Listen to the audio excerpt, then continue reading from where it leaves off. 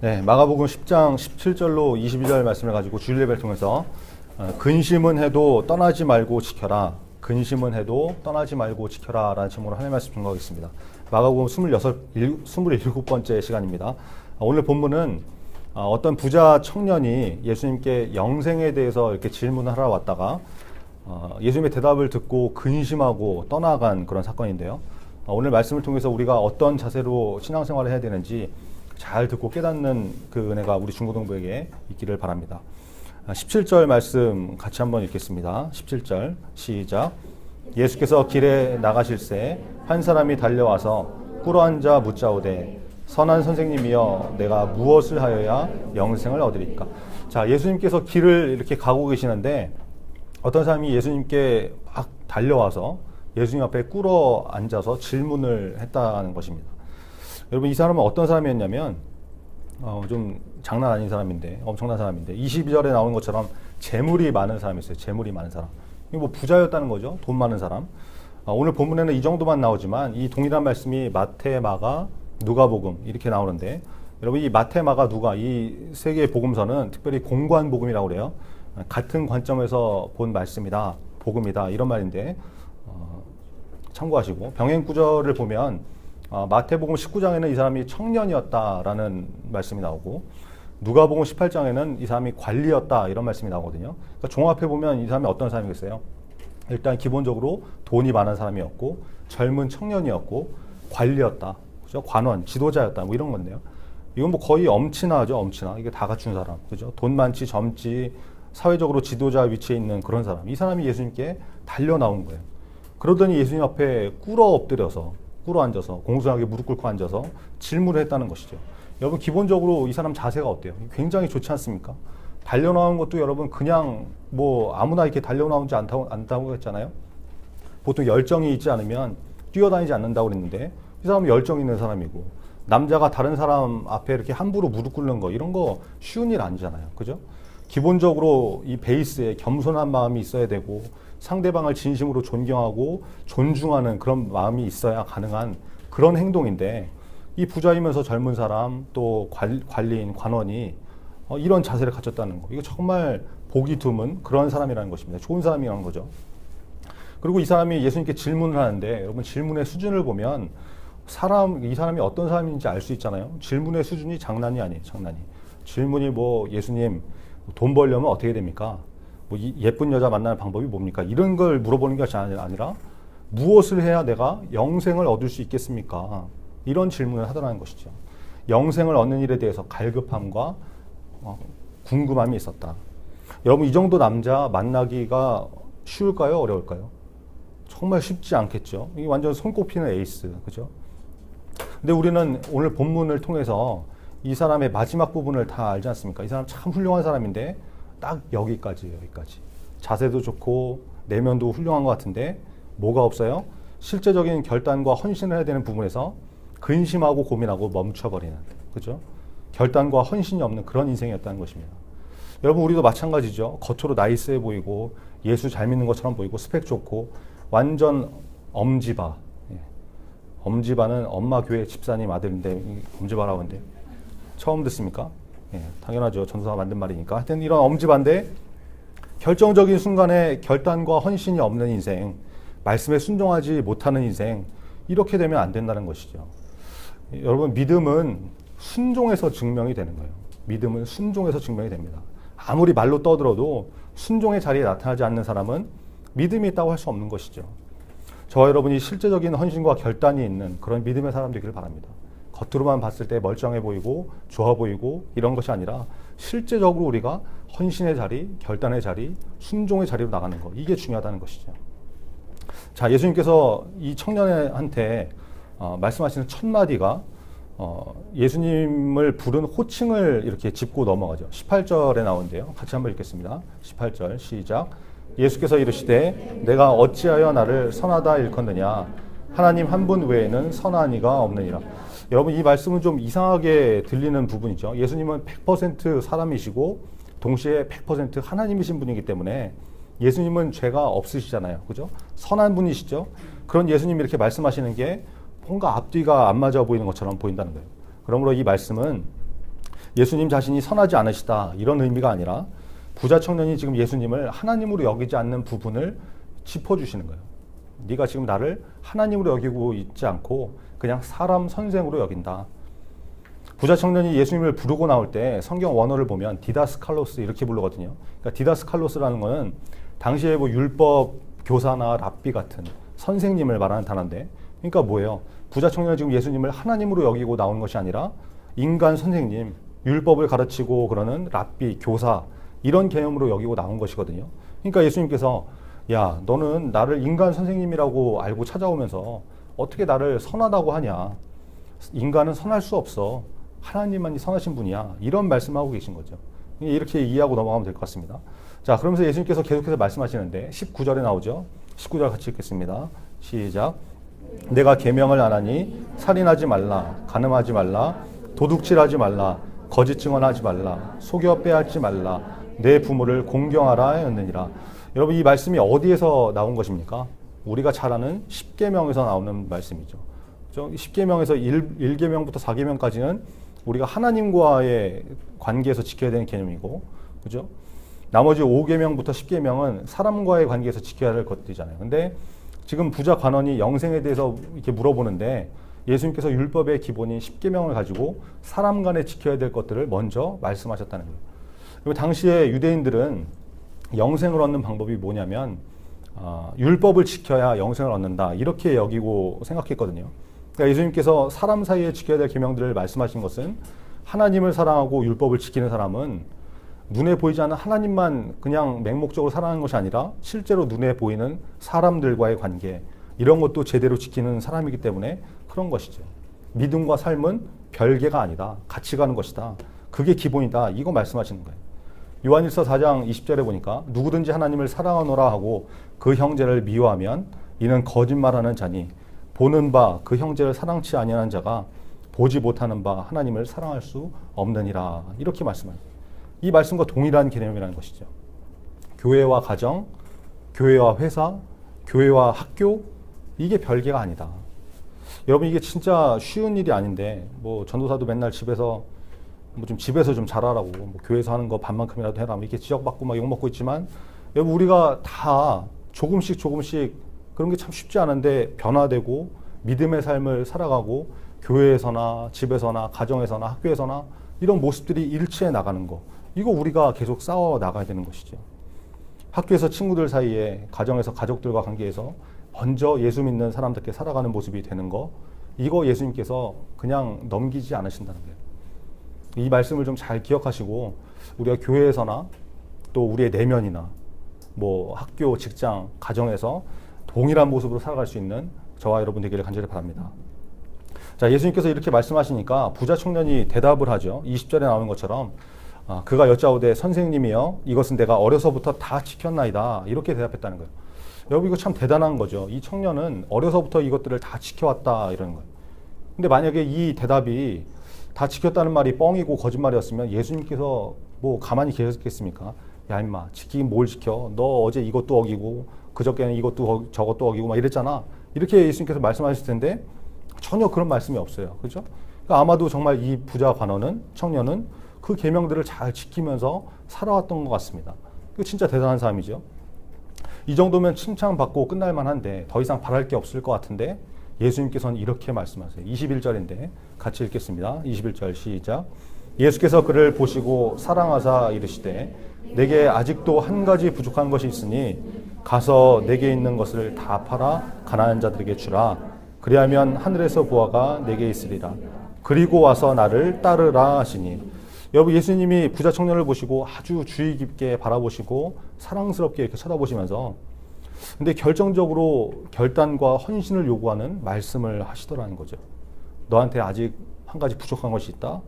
너한테 있는 것을 다 팔아서 가난한 사람들을 나눠줘봐. 그러면 하늘에서 천국에서 보화를 얻게 될 거야. 그리고 나서 나를 따라라. 이 말씀하시는 거죠. 여러분 율법을 어려서부터 다 지켜왔다는 청년에게 야 그래 너 참 대단하다. 훌륭해. 그 정도였으면 뭐 됐어. 브라보. 이러면서 박수 치면서 넘어가시는 것이 아니라 예수님께서 중요한 것을 또 짚어주셨다는 거예요. 이게 굉장히 중요한 거죠. 여러분 신앙생활 할 때 우리가 경계해야 될 것이 뭐냐면 그래, 이만하면 됐어. 스스로 이렇게 생각하는 거. 이게 제일 무서운 것이죠. 신앙의 자기 합리화. 그렇죠? 신앙 성장의 발목을 잡는 올무이기 때문에 그렇다는 거예요. 여러분, 학생은 공부가 본분이잖아요. 그래서 중고등부 때 뭐 중학교, 고등학교 1학년 때까지는 교회에서 막 이것저것 열심히 봉사도 하고 일도 하고 이러다가 고2, 고3쯤 되면 이제 변하죠. 내가 지금 고2인데, 고3인데 내가 교회에서 이렇게 시간을 보낼 때가 있냐. 주일 성수하고 이만하면 됐지. 이러고 신앙생활을 열심히 접어버려요. 임원들이나 리더들은 뭐 열심히 하잖아요. 그죠? 어느 정도 하다가 내가 이 정도 봉사하면 됐지. 이런다든지. 여러분들은 대다수가 이럴 수 있죠. 주일 성수 1년에 52주인데 어쩌다 뭐 몇 번 빠지고 거의 대부분 나오는데 이렇게 바쁜 세상에서 예배 안 드리는 사람도 있고 그런데 이만하면 됐지. 이만하면 된 거 아니냐. 여러분 혹시 이렇게 생각하고 있지 않습니까?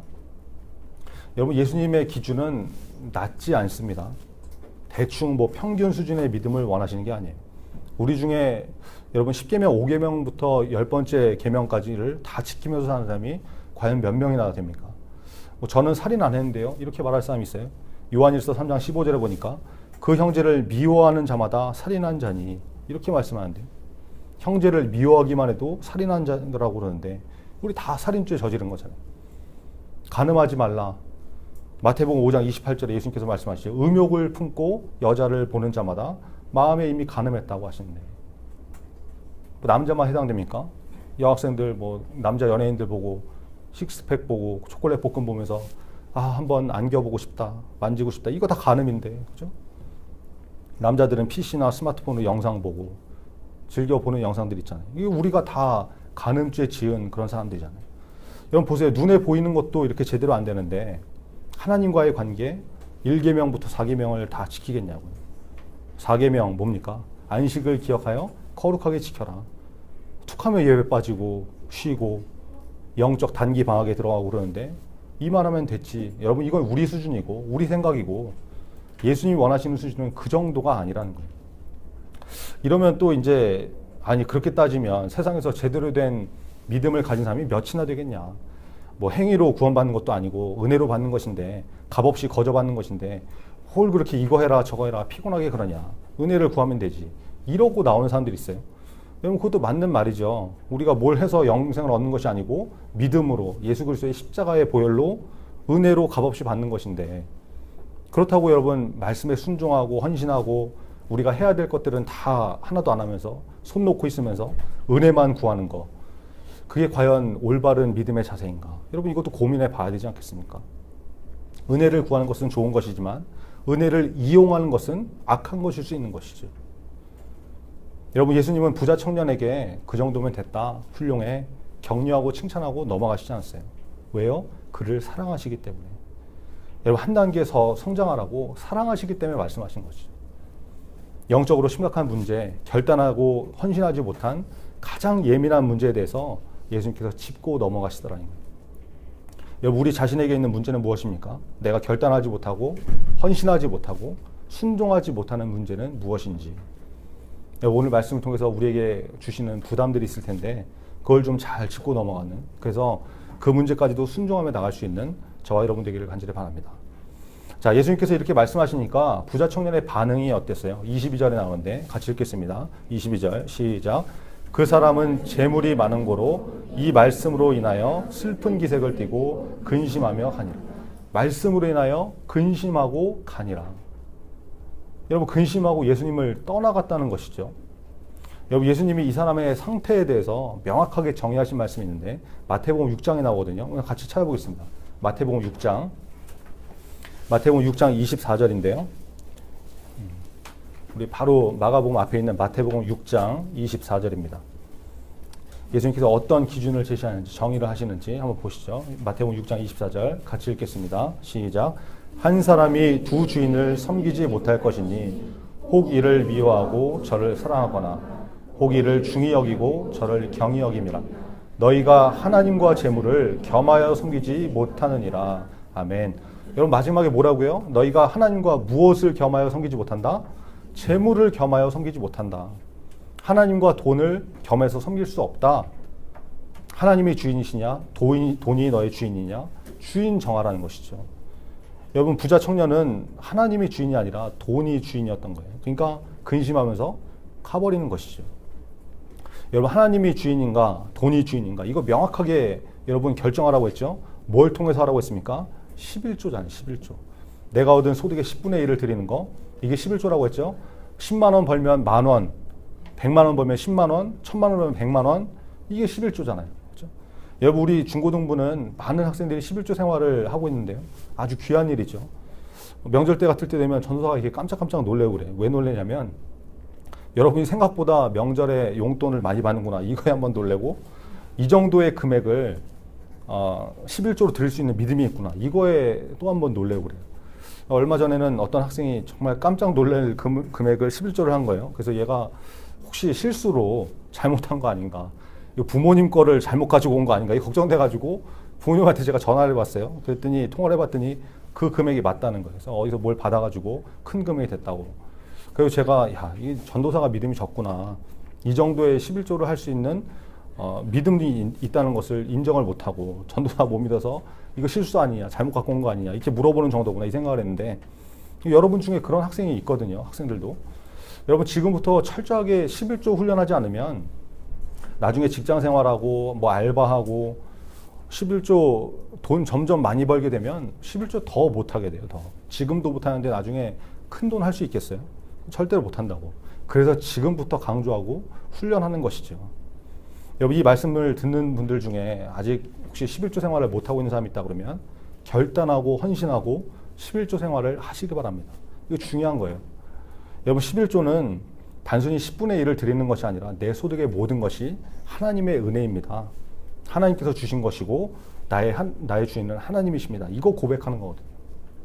그래서 11조 철저히 하는 인생은 나중에 뭐 돈 때문에 무너지고 돈 때문에 넘어지고 망신당하고 돈 때문에 하나님 떠나는 그런 인생 되지 않는다는 것입니다. 하나님이 주인이시니까. 여러분 부자 청년은 돈 때문에 하나님을 떠난 것입니다. 우리가 그런 인생이 되면 안 되겠죠. 예수님의 말씀을 듣고 큰 부자였던 이 청년이 근심을 했다. 재물이 너무 많아서 재산이 많아서 그걸 포기하지 못한 것이죠. 그래서 결국 이 부자는 돈을 포기하지 못하고 주님을 떠나게 됩니다. 여러분 이게 굉장히 중요한 메시지입니다. 하나님을 위해서 포기하지 못하는 것이 있다면 내가 하나님보다 더 중요하게 여기고 있는 것이 있다면 그것이 바로 나를 근심하게 만들고 주님을 떠나게 만드는 우상이 될 수 있다는 것이죠. 여러분 창세기 22장에 보면 하나님께서 아브라함에게 아들 이삭을 바치라고 하는 장면이 나옵니다.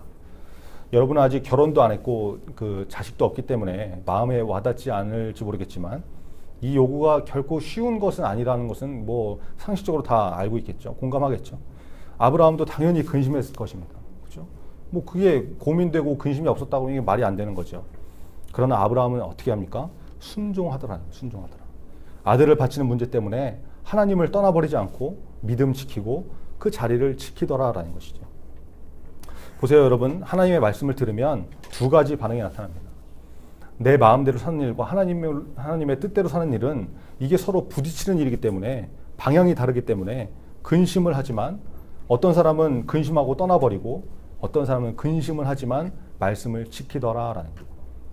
여러분은 말씀을 듣고 근심하십니까? 말씀이 근심이 된다는 것은 굉장히 바람직하고 좋은 것이죠. 왜요? 내 말씀으로 들으니까. 남에게 주시는 말씀이라고 그러면 내가 근심할 이유가 있겠습니까? 그렇지 않죠. 한 귀로 듣고 한 귀로 흘린다고 그러면 근심이 될 이유가 없죠. 그러므로 말씀이 근심이 된다는 것은 부담이 된다는 것은 감사한 일이고 가능성이 있는 거예요. 여러분 말씀을 들을 때 이런 거룩한 근심이 우리 가운데 있기를 바랍니다. 하나님의 말씀이 내 말씀 되어서 그저 흘려듣고 넘겨버리는 것이 아니라 하나라도 내가 지키고자 순종하고자 하는 그 마음 때문에 때로는 마음에 좀 부담이 되고 근심이 되는 인생. 이게 귀한 것이죠. 그러나 오늘 본문의 부자처럼 그 근심이 나를 예수님을 떠나게 만드는 것이 되면 안 된다는 거. 여러분 이거 기억해야 하는 거예요. 말씀이 부담으로 다가오면 그 다음에는 여러분 기도하고 능력을 받아서 말씀에 순종하는 단계로 나아가야 된다는 것입니다. 여러분 근심이 되어도 떠나버리면 안 됩니다. 끝까지 자리를 지키는 인생이 되어야 됩니다. 그러면 하나님께서 은혜를 주시고 깨닫게 하시고 다듬어서 감당하게 하십니다. 오늘 말씀을 통해서 우리에게 매주마다 주시는 그 말씀을 나에게 주시는 말씀으로 받아들일 수 있는 그런 사람, 그리고 그 말씀에 순종하기 위해서 고민하고 근심해 볼 수 있는 저와 여러분 되기를 바랍니다. 그리고 그 근심 때문에 하나님을 떠나는 인생이 되어버리는 것이 아니라 기도를 통해서 힘과 능력을 얻고 끝까지 믿음의 자리를 지킬 수 있는 그런 중고등부 여러분이 다 되기를 간절히 바랍니다. 기도하겠습니다. 오늘 말씀에서 나온 부자 청년처럼 겉으로도 훌륭해 보이고 내면도 나이스해 보이지만 헌신과 순종이 없는 인생이 있을 수 있다는 것을 발견합니다. 우리가 그런 인생 되지 않도록 결단과 헌신이 필요한 말씀을 들었을 때 근심하고 고민이 될 수는 있겠지만 결국에는 순종의 자리로 나가는 그런 믿음의 사람이 되게 해달라고 여러분 좀 기도했으면 좋겠습니다. 영생은 예수 그리스도를 믿는 믿음이 있어야 얻는 것입니다. 그것은 삶으로도 드러나게 되어 있습니다. 사랑하는 사람들이 몸과 마음이 같이 가듯이 믿음과 삶은 같은 방향으로 가기 때문에 그런 것이죠. 믿음은 순종으로 증명이 됩니다. 우리가 말씀을 듣고 순종해야 될 말씀을 만났을 때, 문제를 만났을 때 믿음과 삶이 같은 방향으로 가는 사람이 되게 해달라고, 순종이 없어서 예수님 떠나버리는 그런 인생이 되지 않게 해달라고 오늘 말씀 붙들고 다 같이 기도하겠습니다. 아버지 하나님 감사합니다.